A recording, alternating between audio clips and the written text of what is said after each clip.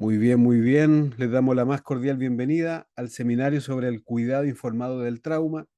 Agradecemos su presencia, bien digo, y les invitamos a seguirnos en Instagram y Facebook para estar al tanto de los próximos seminarios. Saludamos a quienes se encuentran con nosotros, nuestros queridos Adipa Lovers, nuestros futuros Adipa Lovers y quienes también nos van a ver a través de acá, de nuestro canal de YouTube.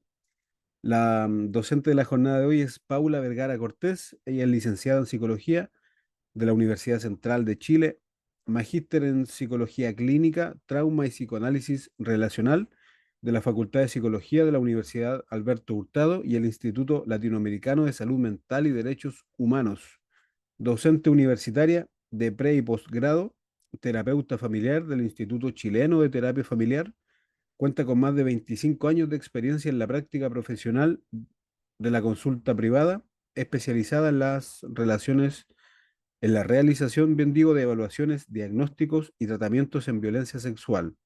Y durante 18 años se desempeñó como psicóloga y más tarde como coordinadora en el Centro de Asistencia a Víctimas de Atentados Sexuales CABAS. Es un tremendo honor contar con ella en esta jornada, así que hecha la presentación de la bienvenida, estimada, es toda suya la sesión. Gracias, Rodrigo, te pasaste, muy amable. Bueno, saludarlos a todos y todas, agradecer a Dipa por esta nueva oportunidad, un nuevo seminario, así que espero que podamos compartir juntos esta hora, aprender un poquito más de lo que es trauma informado, ¿cierto? Así que les voy a compartir la PPT sin más presentaciones y para que aprovechemos el tiempo, me hacen con el dedito, porfa, si ven la presentación, si está disponible. Genial. Gracias, Francisca, ahí te veo. Ya. Esto del trauma informado, ¿cierto? Es algo novedoso, importante, significativo, y hay que entenderlo como más que nada un enfoque de trabajo, más que una teoría o un marco comprensivo. Esto tiene que ver con una práctica en nuestro desempeño laboral, y en ese contexto cualquier profesional que trabaje con personas que han vivido experiencias traumáticas debiera conocer, ¿cierto? E incorporar dentro de su trabajo el conocimiento de trauma y el trauma informado, ¿sí? Cómo cuidar a las personas que han vivido estas experiencias. Entonces, lo que les propongo para el seminario de hoy es que vamos a profundizar en el concepto de trauma, que quizás es lo más importante para poder entender lo que es este tipo de enfoque, y luego entender entonces cómo se comprende el cuidado desde el trauma informado, ¿sí? Entonces, obviamente, uno de los aspectos más importantes que vamos a abordar hoy día es este famoso concepto de trauma. ¿Qué es el trauma? ¿Qué vamos a entender por trauma?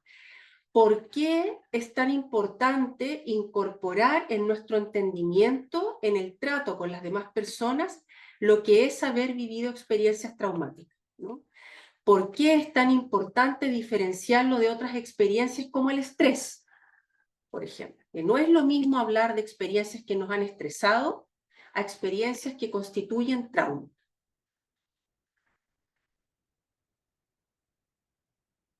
En el año 2013, los autores Talarn, Sais y Rigard dicen: el factor traumático nunca debe desdeñarse en el historial de una persona que presenta patología.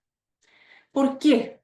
Porque probablemente en nuestra práctica profesional y en el trato con las personas, cuando nos encontremos con condiciones de lo que nosotros llamamos patología, probablemente lo que vamos a encontrar en esa historia son experiencias traumáticas, ¿sí? Son eventos de este índole. ¿Y por qué el trauma es tan importante y por qué yo traigo estas imágenes? Porque algo de lo que tenemos que comprender inicialmente es que el trauma fragmenta la mente humana, ¿ok? El trauma genera esta reacción psíquica, ¿cierto? De como que la persona se dividiera.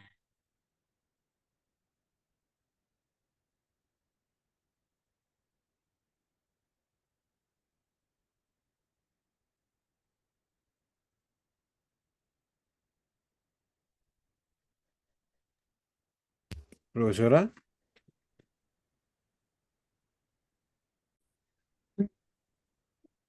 Gracias, Rodrigo. Ya.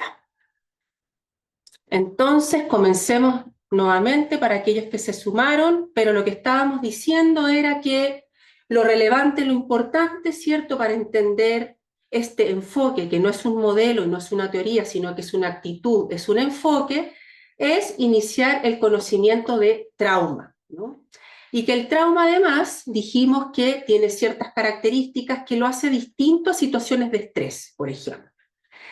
Importante decir que el factor traumático nunca debe desdeñarse en el historial de una persona que presenta patología, porque cuando nosotros recibimos a una persona que ha vivido experiencias de trauma, debemos comprender esta historia que ha generado cierto daño, ¿cierto?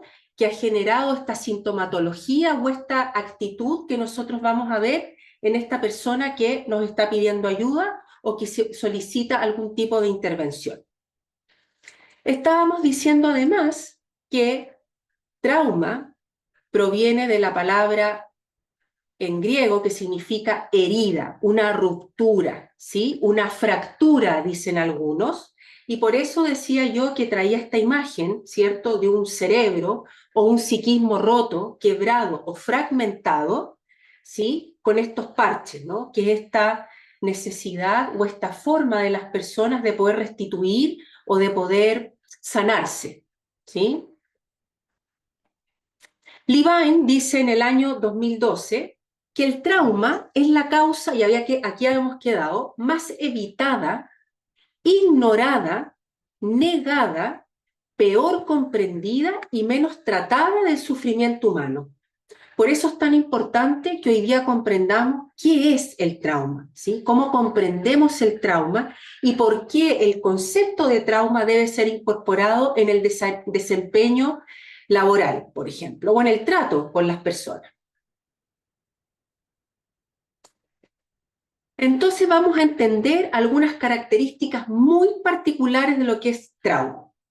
Primero tenemos que saber que el trauma es el resultado de una exposición a un acontecimiento estresante inevitable, ¿ok? Y que sobrepasa los mecanismos de afrontamiento de una persona. Esto no es una experiencia desafiante o una experiencia estresante, ¿no? Esto es una experiencia que sobrepasa la capacidad del ser humano de tolerarlo, ¿ok?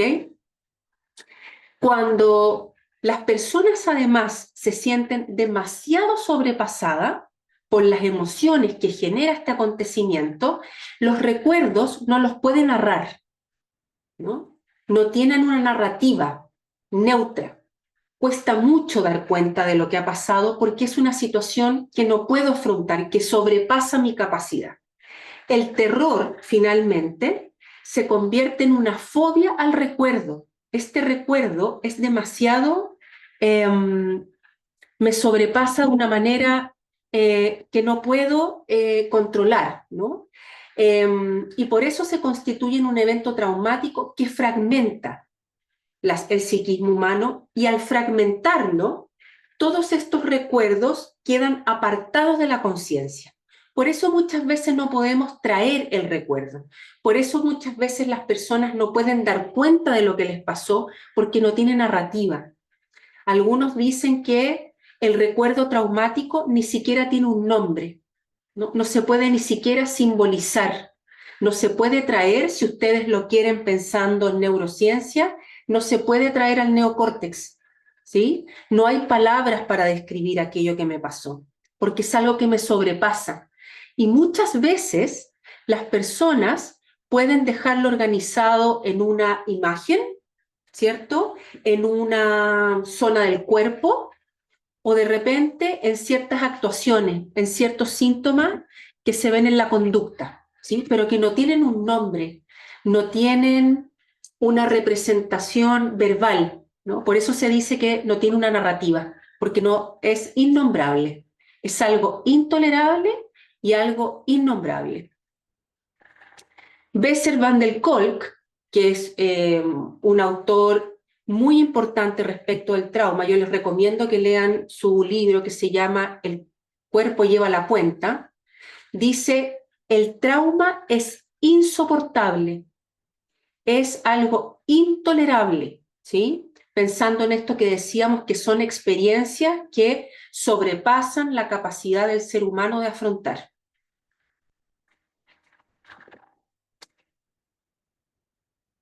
Un autor contemporáneo a nosotros, un gran psicólogo que es Andrés Sassenfeld, psicoanalista relacional, incluye ciertos aspectos y ciertos conceptos importantes respecto del trauma. Él dice, el sujeto enfrenta un estado de activación corporal y afectiva de gran intensidad. Esto nos hace recordar lo insoportable y lo intolerable, ¿no? Para cuya regulación flexible los recursos autorregulatorios de la persona son insuficientes. Es decir, frente a una experiencia traumática, frente a un evento traumático, mi capacidad de autorregularme es insuficiente, ¿sí? Frente al estrés, frente a la adversidad, frente a un desafío, lo más probable es que yo voy a encontrar una forma de regularme y dar una respuesta, ¿no? Frente a los eventos traumáticos, mi capacidad de regularme es insuficiente y no logro una respuesta adaptada. El sujeto de esta forma no cuenta con las herramientas necesarias para regular su propio estado emocional, su propio estado afectivo, de modo autónomo. Requiere de otros, ¿sí? Requiere de otro elemento para poder regularse. La experiencia de desregulación se vuelve traumática cuando además el entorno relacional reacciona al respecto por una falta de reconocimiento, una invalidación, una negación, una culpabilización y una evidente falta de entonamiento o sintonización con aquello que le ocurrió a este sujeto. Para aquellos que tengan un poco más de conocimiento en trauma y para aquellos que no lo tengan tanto, tempranamente Freud señalaba, por ejemplo, respecto de esto, que el trauma se instalaba a nivel intrapsíquico, ¿no? Como que quedara en la mente. Freud hablaba de la mente aquí en el psiquismo, como en la cabeza, ¿sí? Y que el trauma además quedaba a nivel interno. Sándor Ferenczi, que es un contemporáneo a Freud, era un alumno de Freud, le dijo que, y agrega esto al trauma, que el trauma se vuelve patógeno cuando el sujeto que ha vivido la experiencia no tiene una respuesta de los otros, ¿sí? Entonces el trauma tendría estos componentes de una experiencia que se hace intolerable, que la persona no tiene capacidad de soportarlo, ¿cierto? Y por otra parte, una respuesta insuficiente del entorno, donde hay invalidación, negación, minimización, si ustedes quieren, esto no fue así, esto no fue para tanto, ¿por qué no has podido superar esta situación? ¿Por qué no lo dijiste antes si era tan importante? Entonces, algo que nosotros podemos incorporar ya desde esta diapo, que podemos incorporar en nuestra labor, es el reconocer que las personas que nos piden ayuda, aquellas personas que requieren de intervención, están buscando de nosotros un reconocimiento ante esa experiencia traumática que vivieron, ¿sí? Porque lo que hace patógeno la experiencia traumática finalmente es una falta de reconocimiento a que un hecho ocurrió y que además ese hecho tiene consecuencias a mediano, largo y corto plazo, ¿sí? De esta forma, Sassenfeld agrega que el trauma finalmente se trata de una desregulación corporal, emocional, sin reparación relacional afectiva. Todos nosotros hemos vivido experiencias de desregulación desde muy temprano, ¿sí? Cuando somos muy pequeños, necesitamos regulación de un otro para dormir, ¿cierto? Alguien nos hace dormir, para alimentarnos, tenemos necesidades de alimentación, alguien nos alimenta y nos regulamos, ¿verdad? Tenemos frío y necesitamos de un otro que responda a esa necesidad y nos dé calor, ¿verdad? Pero emocionalmente también tenemos experiencias de desregulación desde muy temprano, desde que el ser humano es ser humano y necesitamos de un otro. En el trauma lo que ocurre es que este evento externo nos desregula a tal nivel que no tenemos respuesta y además se suma este aspecto de que no hay una reparación relacional afectiva, no hay un otro que nos acompañe en el proceso de regulación. Los seres humanos, para autorregularnos, necesitamos de experiencias de heterorregulación, es decir, ser acompañados, acogidos por un otro, contenidos por un otro. Van der Kolk agrega que, por ejemplo, cuando un niño sufre condiciones de crianza inadecuadas o claramente negativas, los efectos en su desarrollo como persona pueden ser muy graves, ¿ya? Porque influyen en un número de variables importante a nivel psicológico, en la maduración del sistema nervioso y neuroendocrino, generando graves problemas de personalidad y de adaptación, ¿ya? Entonces, lo que tenemos que comprender acá, y esta imagen está disponible en internet, ustedes la pueden ver fácilmente, el vivir experiencias traumáticas, como el maltrato, por ejemplo, altera el desarrollo del cerebro. De manera que, por ejemplo, puede aumentar el riesgo de consumir droga, sufrir otros trastornos mentales en la edad adulta. De hecho, si ustedes ven acá, la diferencia entre un cerebro criado en condiciones normales versus un cerebro criado en condiciones de negligencia tiene un tamaño menor, ¿no? Es decir, las conexiones neuronales, la capacidad de ese cerebro está alterado, ¿no? Y eso significa que va a tener dificultades en su desarrollo y en su edad adulta. Por ejemplo, el perfil de niños que han vivido maltrato es que presentan problemas de empatía, tendencia a experimentar emociones negativas, por ejemplo, a reactividad emocional, es decir, estímulos que para la gran mayoría de los sujetos son neutros, para ellos son vividos intensamente, viven con mayor percepción de hostilidad en los otros, son personas desconfiadas, que tienen dificultades a nivel relacional, tienen un comportamiento impulsivo, limitaciones en los dominios intelectuales, mayor probabilidad de ejercer violencia en la vida adulta, es decir, dan cuenta de un desarrollo de tipo biopsicosocial con alteración. El maltrato ha provocado que las habilidades psicosociales de base neurológica no se desarrollen en condiciones óptimas, condicionando la capacidad de adaptación y desempeño actual y futura. Por eso es tan importante comprender, ¿cierto?, el impacto que tienen este tipo de experiencias en el desarrollo humano, ¿sí? Porque nos permite entonces comprender cómo se relacionan estas personas, cómo entienden el mundo, cómo entienden las relaciones con los otros, ¿sí? Porque cuando nosotros nos ponemos a disposición de estas personas y tenemos la mejor disponibilidad para ayudar, para acompañar, tenemos que comprender que estas personas viven las relaciones con estas dificultades, ¿ok? Y no es lo mismo vivir experiencias traumáticas a propósito de una catástrofe, ¿sí? Como una erupción, un terremoto, como nosotros sabemos, ¿cierto? Un aluvión, un tsunami, a que el daño lo ejerza otro ser humano. ¿Ok? Entonces, las experiencias traumáticas de las que estamos hablando son experiencias traumáticas, son experiencias que ha ejercido externamente un otro. Esto reviste de mayor gravedad y genera mayor daño cuando ese otro además es un ser significativo. Significativo porque existe afecto, porque ese es un otro que me regula, ¿no? Que genera conductas de cuidado, ¿de acuerdo? Y que es parte de mi entorno.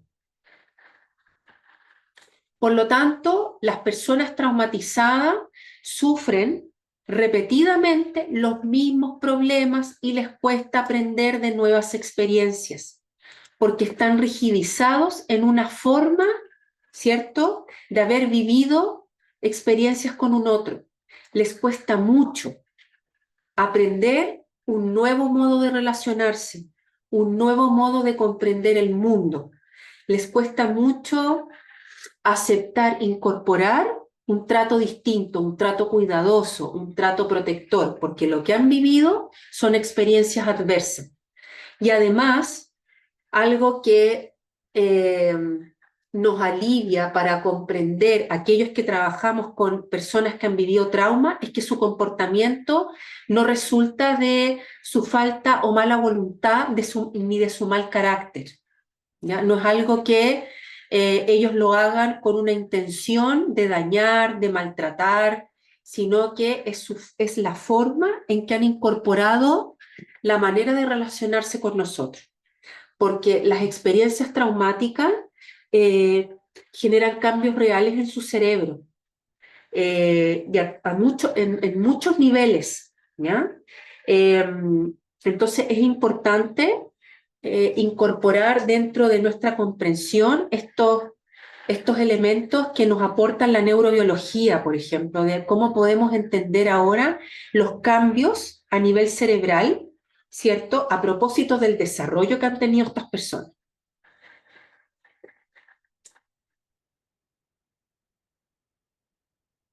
Por lo tanto, la infancia en contextos de estrés y trauma psicológico implica que estos acontecimientos estresantes o situaciones vitales adversas pueden ocurrir además en cualquier etapa del desarrollo.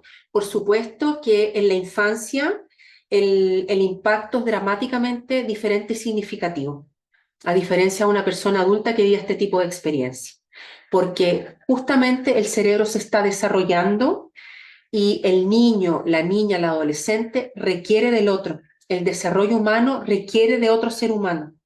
Por supuesto que esto va a tener una implicancia distinta en la conformación y en la estructuración, no solo del cerebro, sino que en la estructuración de la personalidad de un ser humano.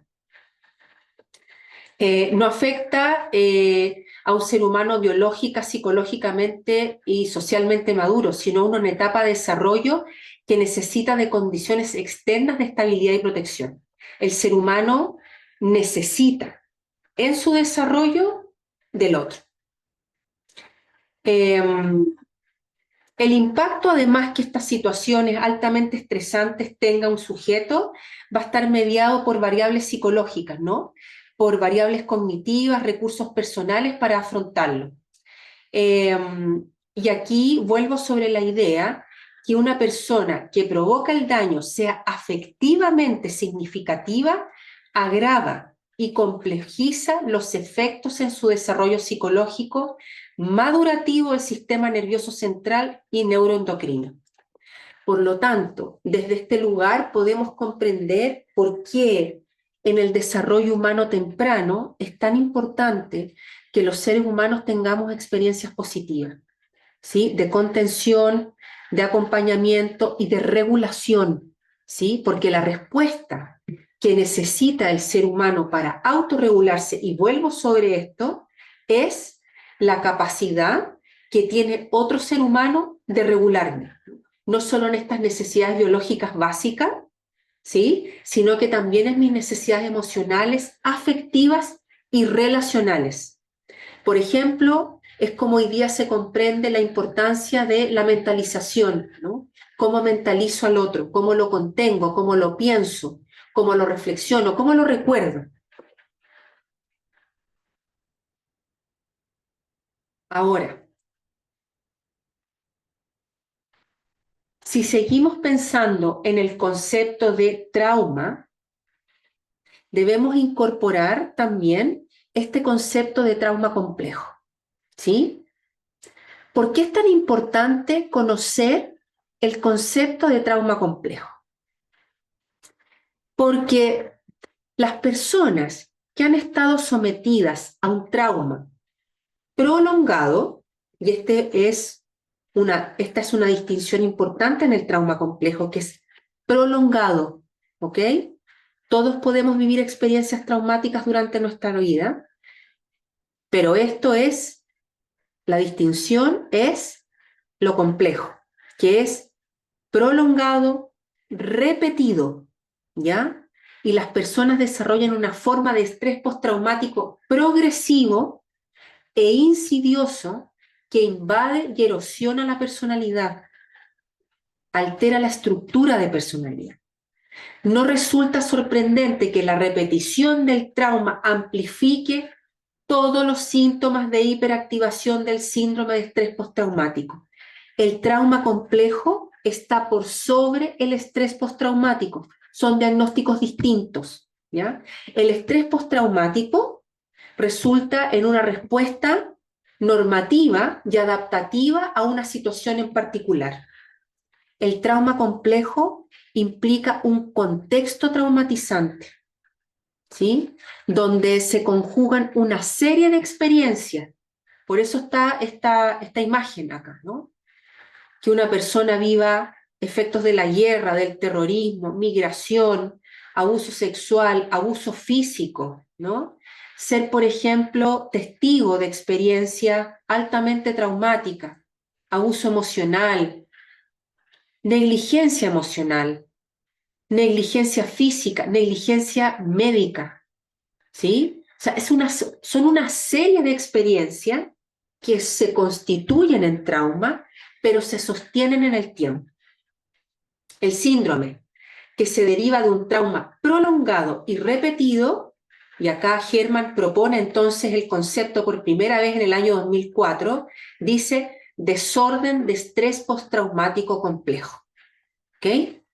Las respuestas al trauma se pueden comprender mejor si se analizan más como un conjunto de condiciones más que como un único desorden, ¿no? El trauma complejo no se constituye en un único desorden, sino que es la comprensión de que una persona ha vivido una serie de condiciones a lo largo de su vida. Y por eso se dice que no es solo la infancia, sino que puede ocurrir también a lo largo de la vida.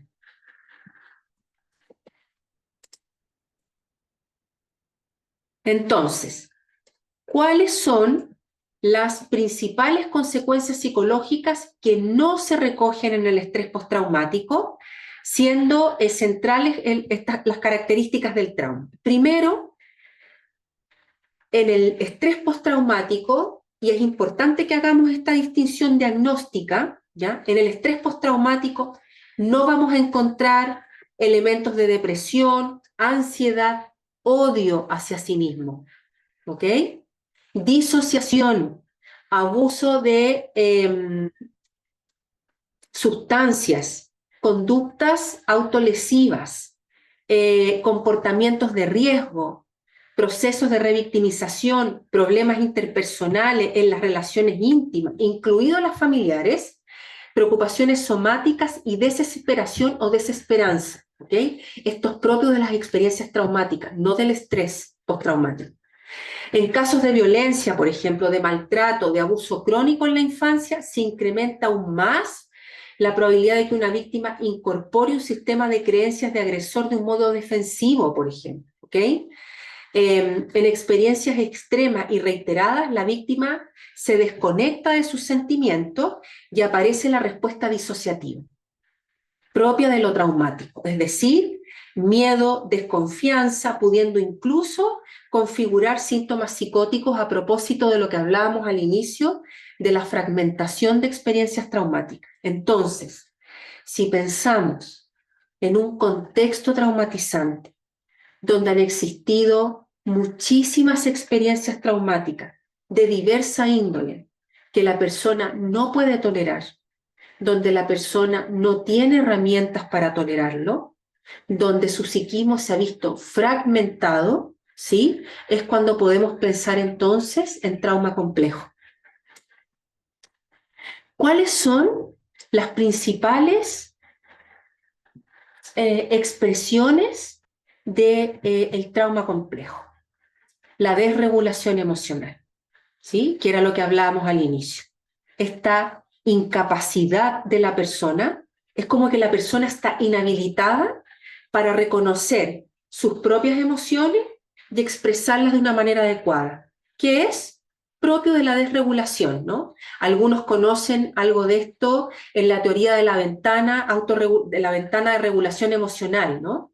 La ventana de regulación emocional habla de esto, de cómo la persona sale de estados regulados, o se hiperactiva o se hipoactiva, ¿cierto? O se desregula hacia la hiperactivación o se desregula hacia la hipoactivación. Es esta dificultad finalmente de manejar experiencias emocionales. Y tienen reacciones extremas ante estresores menores, o que para muchas personas podrían ser estímulos neutros, pero la reacción de esta persona está por sobre lo esperado, ¿no? Antes se le llamaba, quizá algunos de ustedes lo reconocen como el concepto de acting out, ¿no? Hoy día se conoce como esta disregulación, ¿sí? Se producen además estas conductas ansiolíticas, donde la persona busca esta pseudo-regulación, y por eso es importante saberlo, porque frecuentemente vamos a encontrar entonces conductas de consumo de alcohol y droga, ¿sí? Como pseudo-ansiolíticos, para generar estos estados de regulación, ¿sí? Pero que son estados de regulación alterados, porque la persona deja de consumir la droga o el alcohol, ¿cierto? Y va a volver a este estado de desregulación, es como es una permanente sensación de malestar psíquico, ¿sí? Y por supuesto, algo de lo que vamos a observar permanentemente y muy frecuentemente es esta dificultad para modular o expresar la ira. Entonces, cuando nosotros logramos incorporar en nuestro entendimiento, ¿sí? Lo que le ocurre a estas personas, por supuesto que nuestra disposición y nuestra disponibilidad emocional va a estar desde otro lugar, desde la comprensión de que esta persona ha vivido experiencias traumáticas.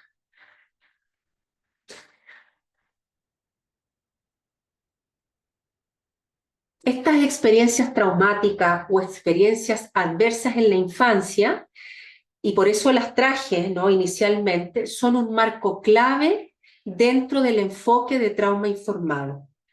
Sirven entonces para entender cómo ciertos eventos estresantes o traumáticos vividos en la niñez pueden afectar la salud física de las personas, su salud mental y social a lo largo de la vida, ¿ya? El trauma, la experiencia traumática, el trauma complejo, estas experiencias adversas van a afectar a la persona en su despliegue, su conducta, su conciencia, su entendimiento y su percepción de sí mismo, la percepción del mundo,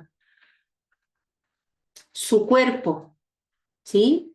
Se habla de trauma encarnado, embodiment. Quizá aquellos que tomen el curso vamos a poder hablar más profundamente de lo que es el trauma encarnado y esto que nos comenta Van der Kolk, ¿no? El cuerpo lleva la cuenta, ¿sí? De las experiencias traumáticas. Y esto es importante de tenerlo en consideración para el trabajo. Por eso se habla de trauma informado, ¿sí?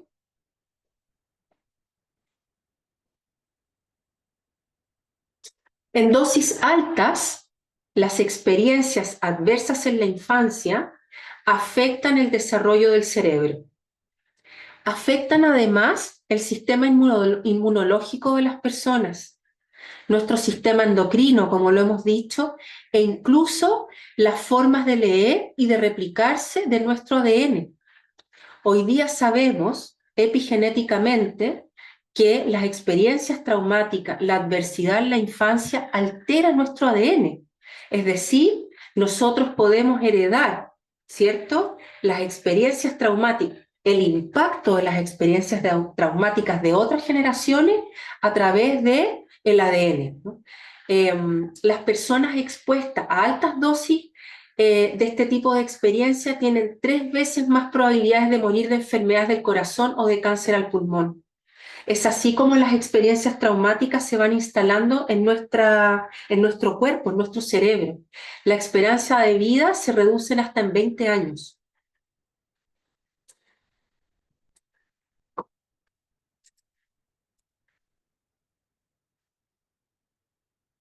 Las experiencias adversas en la infancia son el conjunto de experiencias amenazantes o traumáticas que suceden en los primeros años de vida en la pubertad, ¿ya? Los 3 primeros años de vida del desarrollo son profundamente importantes, ¿ya? A eso nos referimos con temprano, ¿ok? Las experiencias traumáticas, además, no solo le suceden a los niños, sino que ocurren en su cerebro, en su cuerpo. El estrés hace además que el cuerpo libere cortisol. El cortisol inicialmente es un neurotransmisor que nos permite responder, ¿sí? Ante el estrés. Pero cuando el cortisol se sostiene y se mantiene en nuestros cuerpos, genera daño, ¿sí? La exposición prolongada a niveles altamente peligrosos de cortisol, conocido como estrés tóxico, afecta la capacidad y la habilidad de aprendizaje del cerebro. Por eso es importante tenerlo presente para entender por qué estas personas que han vivido estas experiencias les cuesta tanto incorporar nuevas experiencias, nuevas formas de relacionarse, nueva información, ¿no? Es como cuando nosotros tratamos de mostrarles una posibilidad, abrir una ventana de intervención, generar un nuevo vínculo, ¿cierto? Pero este tipo de personas que han vivido este tipo de experiencia les cuesta muchísimo incorporar nueva información de todo orden. Son estas experiencias, ¿cierto? Adversas. Se dice en trauma informado que existen algunas experiencias tradicionales, como el maltrato y el abuso. Estuvimos nombrando en algún momento el maltrato físico, ¿cierto? El maltrato emocional, el abuso sexual infantil, el cuidado negligente de los cuidadores, ¿no? De los cuidadores primarios, la negligencia física, la negligencia emocional, el estar expuesto a disfunción familiar, ser testigos de violencia en la pareja. Por ejemplo, un adulto con salud mental no tratada, cualquier psicopatología, ¿cierto?, de alguno de los cuidadores primarios. Una crianza, por ejemplo, con un adulto con consumo problemático de alcohol, drogas. La separación o el divorcio conflictivo, ¿sí? Ser parte de esa experiencia. O, por ejemplo, un familiar encarcelado.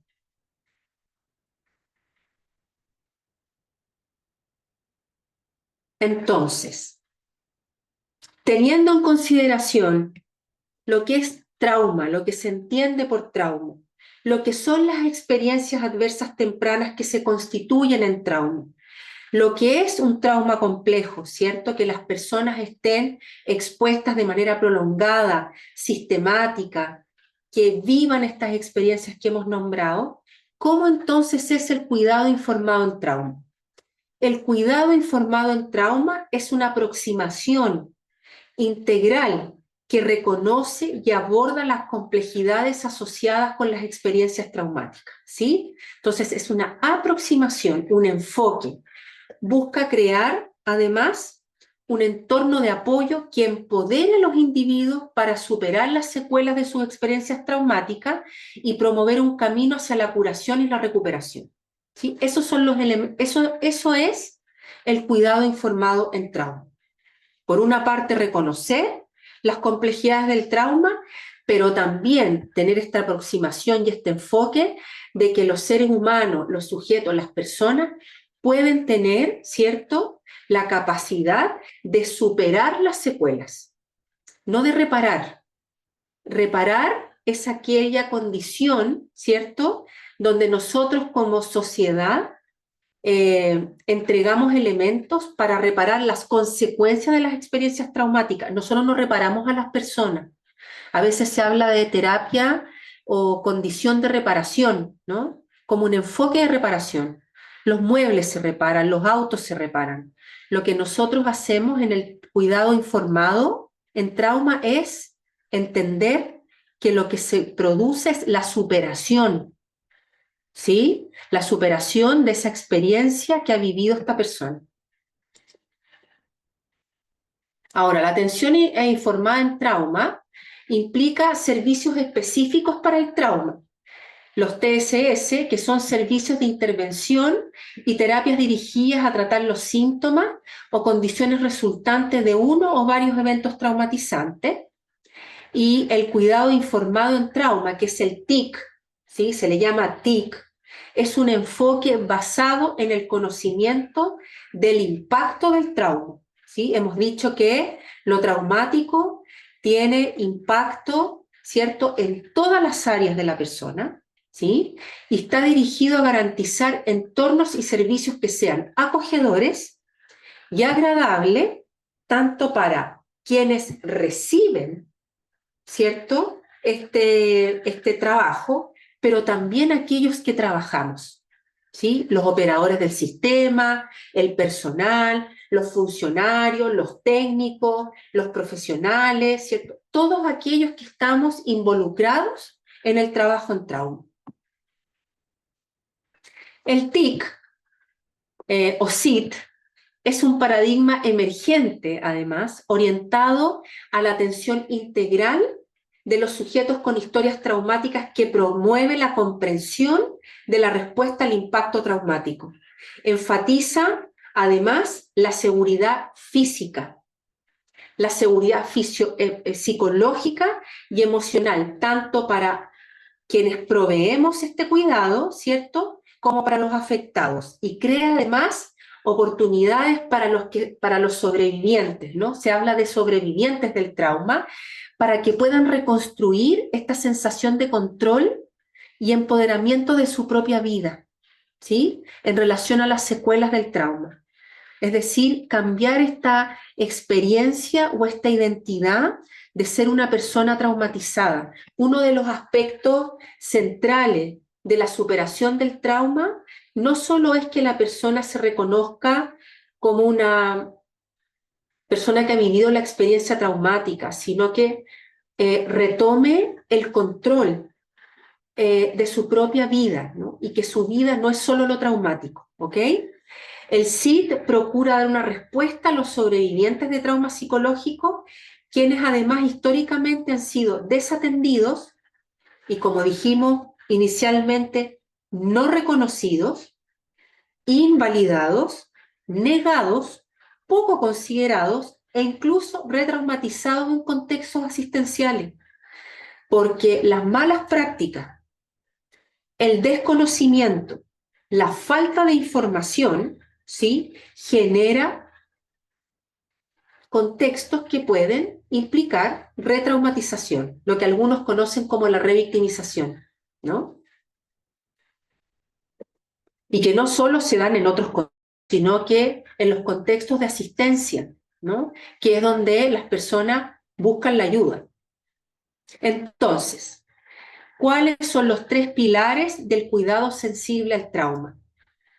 Ofrecer seguridad, ¿cierto?, conexión y el manejo de emociones.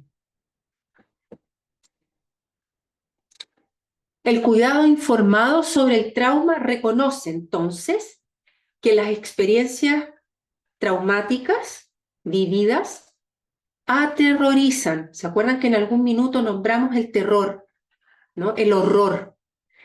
Abruman y violan al individuo.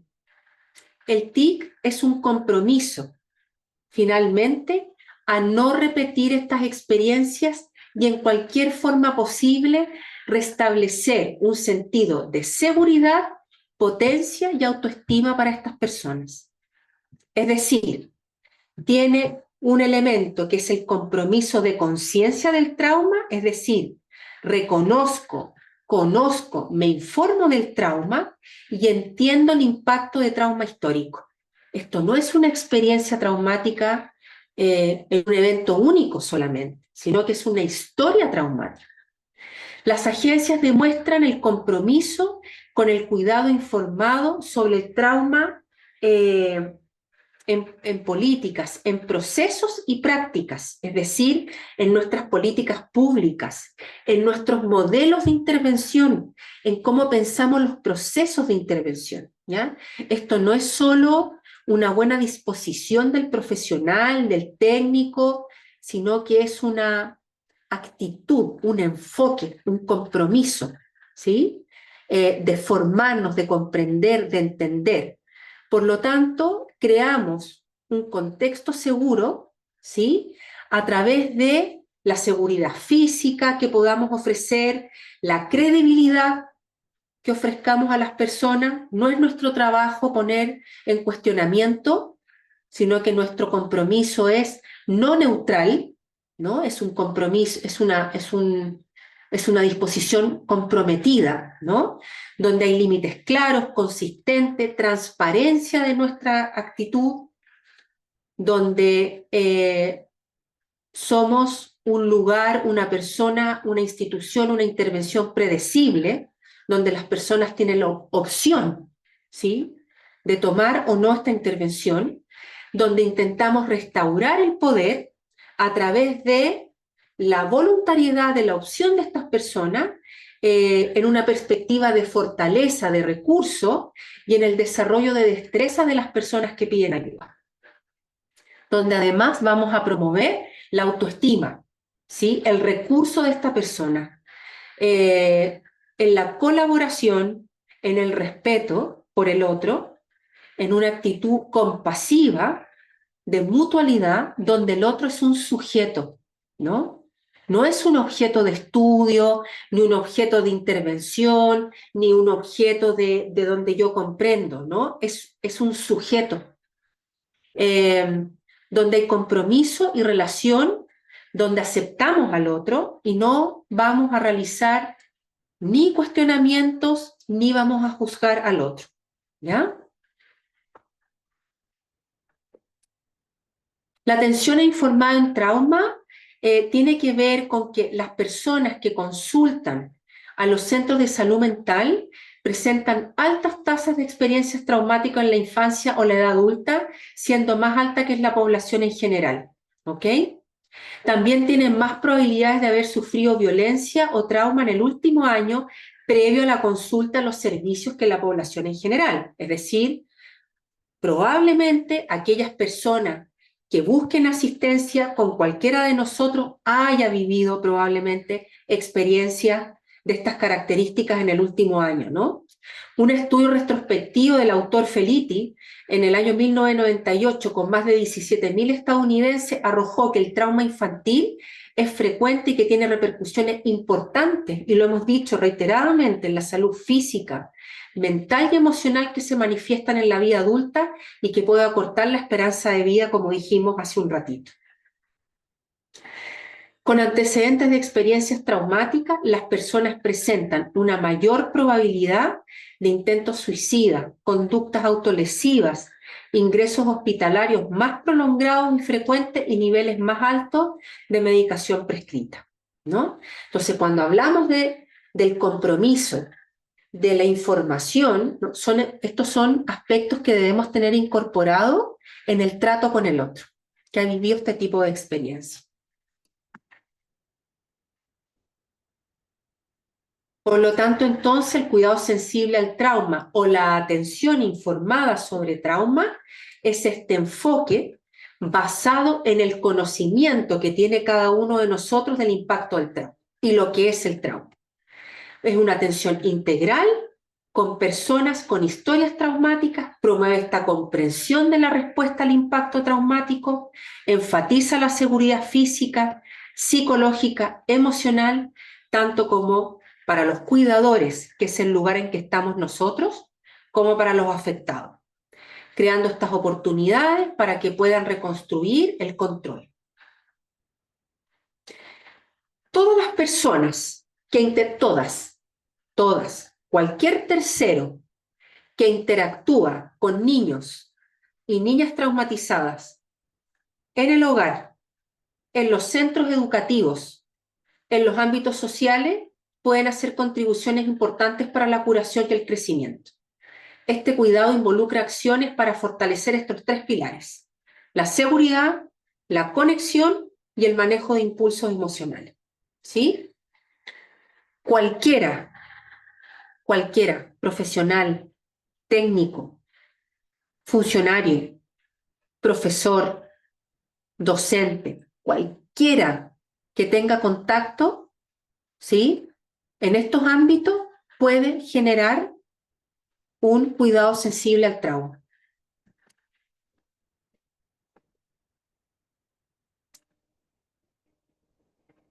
Por lo tanto, ya lo hemos dicho reiteradamente, este enfoque reconoce la prevalencia, es decir, la cantidad, ¿cierto?, de personas con las que viven estas experiencias, el impacto que tiene, y busca adaptar los entornos de atención para promover estos aspectos.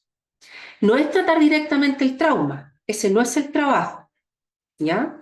No es la intervención directa en trauma, sino generar contextos, espacios, donde las personas que han vivido esta experiencia no vuelvan a ser revictimizadas ni maltratadas y puedan acompañarse de una manera segura, ¿sí?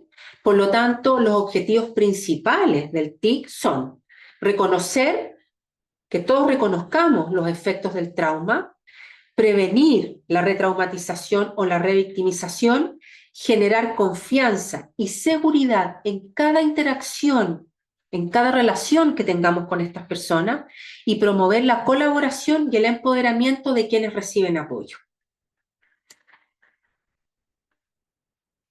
La atención informada en trauma, entonces, es aplicable y adaptable a diversos servicios, no solo a salud mental. ¿Ok? Yo espero que acá, en las 293 personas que nos acompañan hoy día, existan profesionales y técnicos de diversas áreas, ¿ya? Esto no es propio de la salud mental, esto tiene que ver con un enfoque de trato hacia las personas que han vivido experiencias de trauma. Trasciende a los programas de intervención especializados y pone de relieve la importancia que los servicios de salud tengan una visión multidimensional en la forma de encarar la problemática y la atención, considerando la interacción entre lo social, es decir, el rol de la sociedad en el tema del trauma y el trato del trauma, en el trato personal, ¿cierto? Pero también en la consideración de lo biológico. O sea, entender, ¿cierto?, el impacto de estas experiencias a nivel cerebral del cuerpo. Entonces, ¿cuáles son estos principios claves de un enfoque informado en trauma? La seguridad, la confiabilidad y transparencia, como dijimos, el apoyo entre pares, ¿sí? Porque no es solo el cuidado y el apoyo al otro, sino que también el enfoque entre nuestro propio equipo, ¿sí? La colaboración y mutualidad, el empoderamiento, la voz, ¿cierto?, que tengan estas personas, dijimos la opción y elección, y la consideración de aspectos históricos, culturales, y por supuesto incorporar el enfoque de género, ¿sí? Sobre todo en contextos actuales de migración, ¿ok?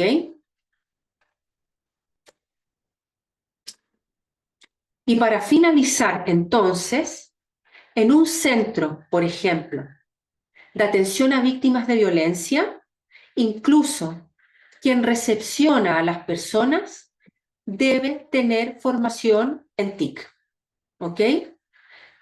¿Por qué? Porque ya que comprendemos cómo viven estas personas, cómo comprenden las relaciones, un gesto distante, una respuesta brusca, puede reactivar en una persona traumatizada recuerdos de abandono o rechazo.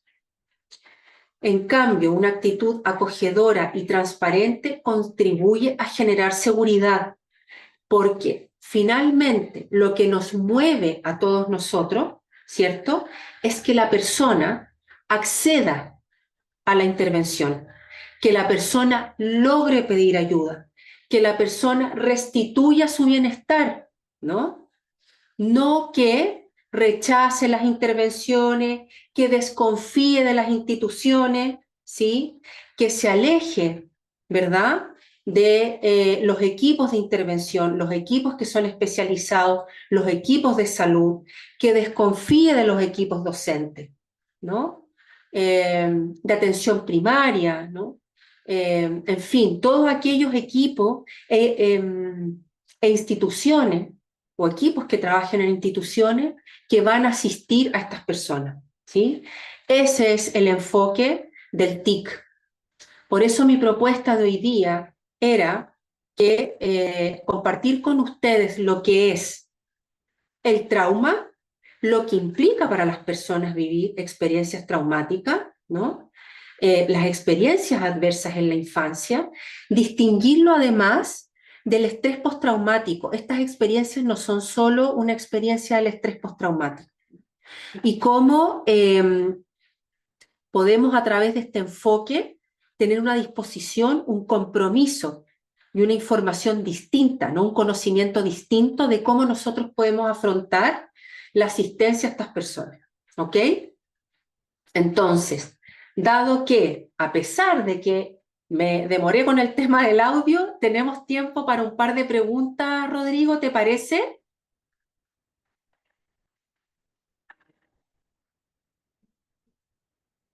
Ahí veo a Alejandra, Valeria. Claro que sí. Alejandra, te escuchamos. Vamos a pasar al momento de las preguntas. Alejandra, te voy a habilitar el micrófono.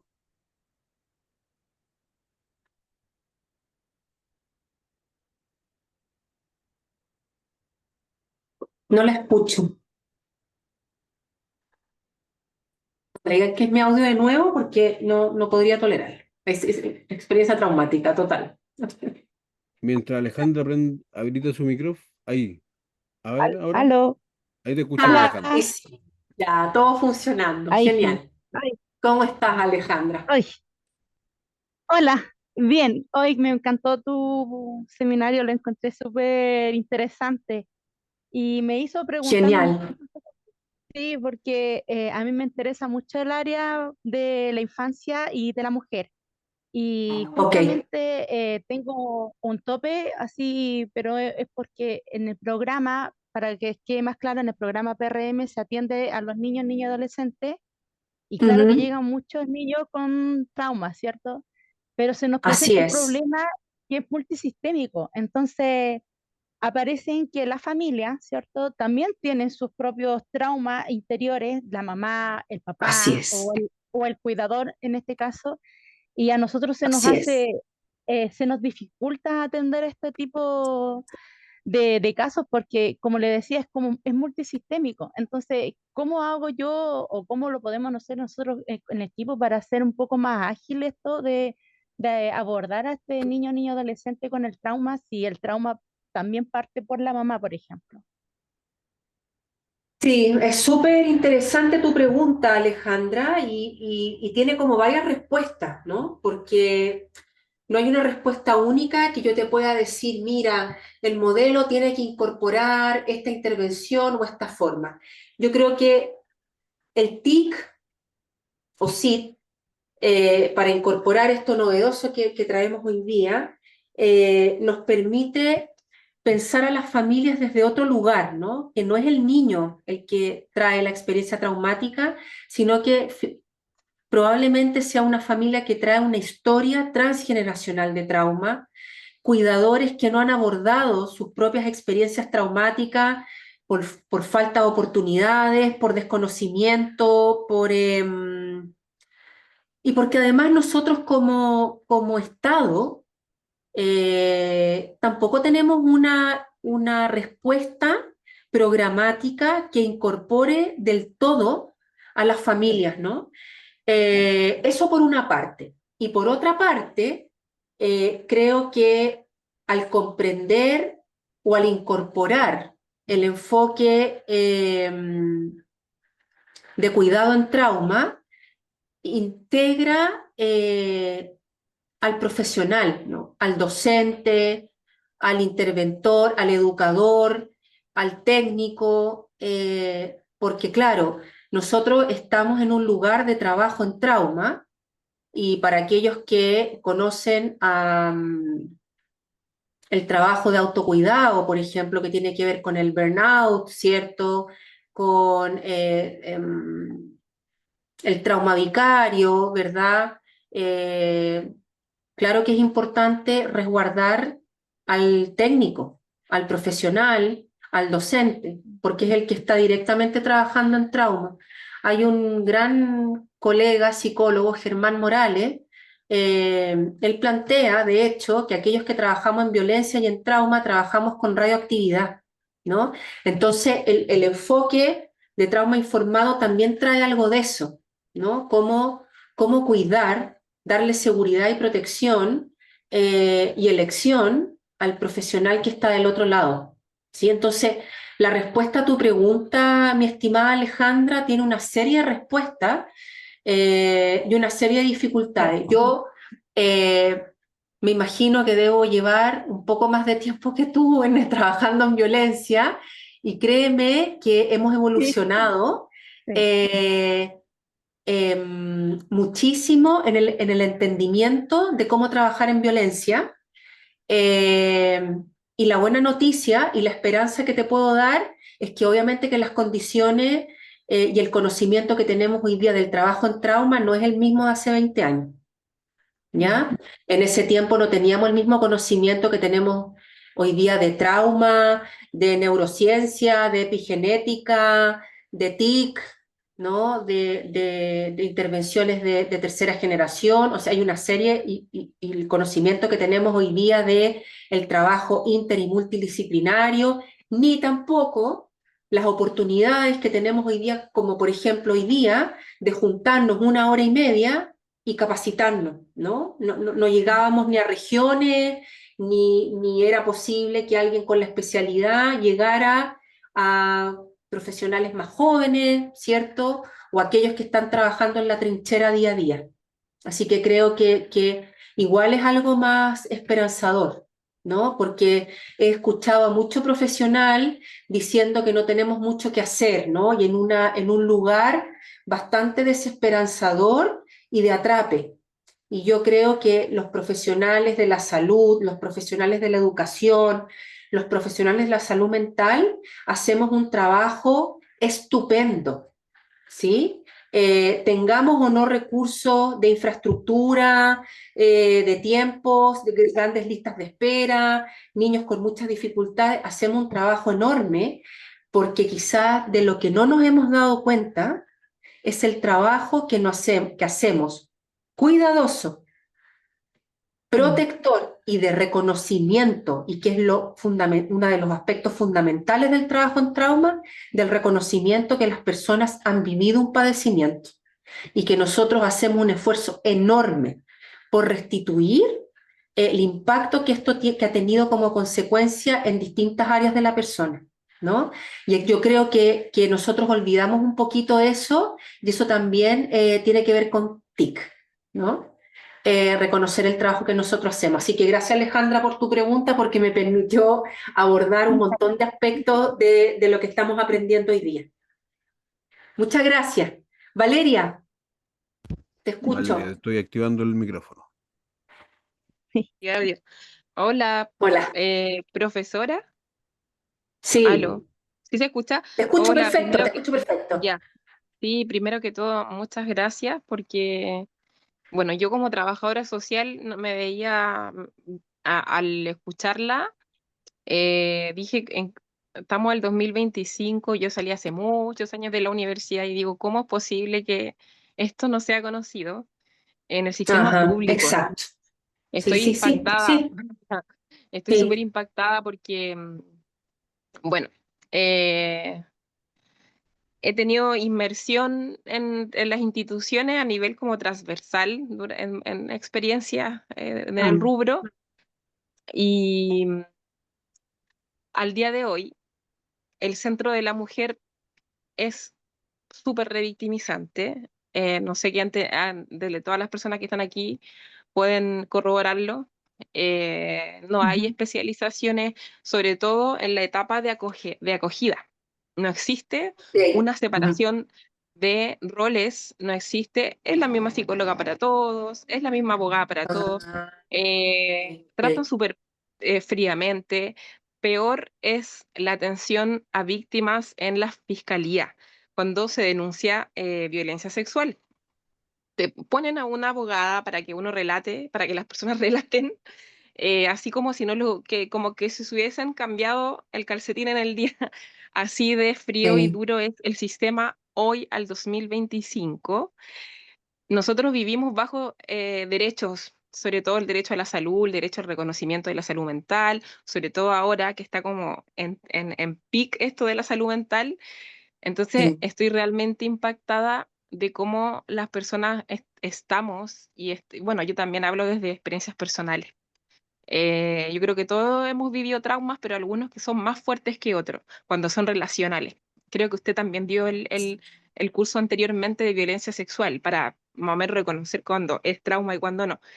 Entonces, creo que conocer desde el trabajo social, o si usted me pudiese dar alguna pista o alguna señal como para saber cómo eh, informar en estas instituciones para que de una manera con un piso más legal dejen de tratar así a las personas, a los usuarios, porque está hoy así, a la actualidad. Entonces, ¿cómo poder hacerle un stop a esto, al tratamiento de estos temas tan fuertes que a mí me toca de manera personal y muy recientemente porque también he sido usuaria? Entonces, he estado viviendo procesos complejos a nivel personal. No me da vergüenza decirlo porque yo creo que a todos nos ha pasado algo en algún momento y hemos tenido que ocupar las instituciones. Entonces, a mí me toma de una manera más personal y estoy buscando al día de hoy estrategias de cómo hacerle frente a situaciones que me han pasado, y me gustaría hacerlo informada, porque al momento, no sé, de reclamar algo a una institución, eso es posible, como, o que una estrategia sería así como ir hacia un psicólogo particular y que este psicólogo o psicóloga particular me haga a mí o al usuario un informe como para que se active una alerta y diga, oye, hay que tratar con cuidado. No sé si me explico. Eso, Sí, profesora, no sé cómo, perfectamente. sí, no sé Sí, cómo explicarlo perfectamente. desde el trabajo social, hacerle ya un stop a esto, cómo viabilizarlo para que esto sea, porque muchas de las cosas que están pasando ahora es por la ignorancia. Así que eso, le agradezco mucho, espero haber sido lo más breve posible y eso, No, profesora, tranquila, gracias. tranquila. Eso. Te agradezco mucho la pregunta, te agradezco también la generosidad de contarnos a todos tu experiencia, todo nos sirve. Eh, pero mira, yo en los años que llevo trabajando busco espacios para formar. Y siempre digo que es bueno hacer clases en el ámbito que sea, de pre y posgrado, justamente por algo de lo que tú dices, Valeria, porque uno de los elementos que disminuye profundamente la victimización secundaria es el conocimiento, la formación, eh, el conocimiento del trauma, lo que implica, insisto, no solo para aquel que está en el lugar de pedido de ayuda, sino que para aquel que también interviene, ¿no? Que somos los que estamos al otro lado y que a veces estamos en el otro lugar también, como te ha tocado a ti, ¿no? Y que con el conocimiento que tienes, dices, wow, ¿cómo es posible que esto esté pasando, no? Ayer en un curso de posgrado también, en una universidad, alguien me preguntaba y me decía, un curso de violencia sexual, me decía, profe, pero claro, todo el trabajo, por ejemplo, respecto de la nueva ley de entrevista videograbada, está vinculado a la infancia, ¿no? Y por supuesto que hemos avanzado, no es del todo fantástica porque eso es imposible, pero ella me decía, ¿qué pasa con las víctimas adultas? Que es la misma pregunta que tú te haces, Valeria. Pero yo, de verdad, dada mi experiencia y la cantidad de años que llevo en esto, tengo esperanza. Tengo esperanza de que al menos el reclamo, la disconformidad o el malestar tiene un lugar hoy día en el sistema, ¿no? Hay mejoras en las prácticas, ya vemos profesionales que llevamos años luchando, informando, formando y que nos mantenemos acá porque sabemos que hay respuesta, ¿no? Y que cada vez más se suman profesionales al trabajo informado, cuidadoso y sensible. Que hayan 297 personas acá a las 9:30 de la noche me parece un indicador fabuloso, maravilloso. Ya podrían haber 3 personas aquí que dijeran, quiero saber de trauma y qué es el TIC, pero habemos casi 300 personas, ¿no? Y creo que es un muy buen indicador. Así que gracias, Valeria, que te vaya increíble, querida. Te abrazo desde acá. Jazz, no sé, Rodrigo, si me vas a dar tiempo o Sí, estoy ultra, hiper pasada a pesar de el impasse del sonido. si le parece, profesora, terminamos con la consulta de Jazz.